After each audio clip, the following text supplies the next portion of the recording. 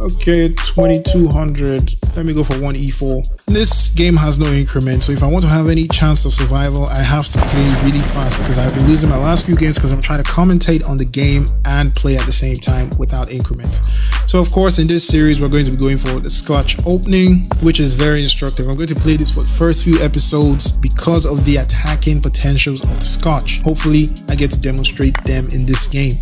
So after takes, we take this way, which is all standard, against Queen f6, Bishop c5, Knight takes d4. Oh my god, bro. Oh, hell no, man. What the... Oh my goodness, this is like the worst move Black could play in this. Okay, not the worst, but the worst okay move Black could play in this position, because now our queen is developing with tempo. Queens, of course, we don't want to capture the queen and help Black develop with tempo, and so we just go queen to c4, attack the pawn on c7. And the thing is, Black was planning to, well, okay, now my opponent is just wasting time.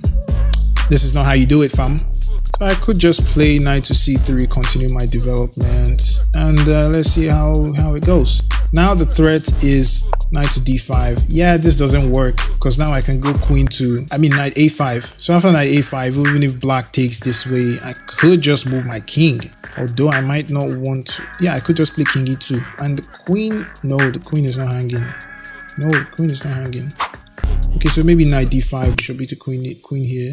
Yeah, so maybe knight d5 is the move. Even if I lose castling rights, maybe I should just play reserved move like queen e2, because queen e2 is one of the standard moves in this position. Just play queen e2 and I would then be threatening, or I wouldn't even be threatening knight to a4 because of queen b4, bishop b4 check.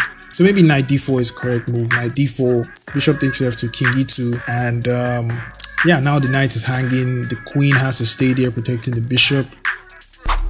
Yeah, so knight to d5 seems like the right move, even though I'm going to be hanging the f2 pawn.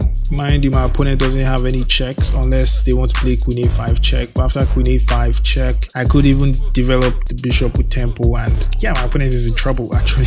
My opponent is just in trouble because then the bishop would be hanging on c5. Every single check in this position except bishop takes f2 is just a waste of time.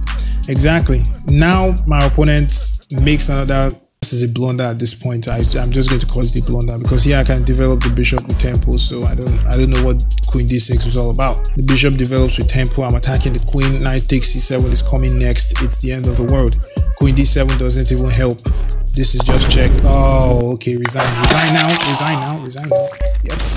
So the Scotch Opening is OP. You're probably gonna have to play it in your own games, as you can see here. Ordinarily, the Scotch is a very strong opening, and I will demonstrate it in future episodes, so subscribe.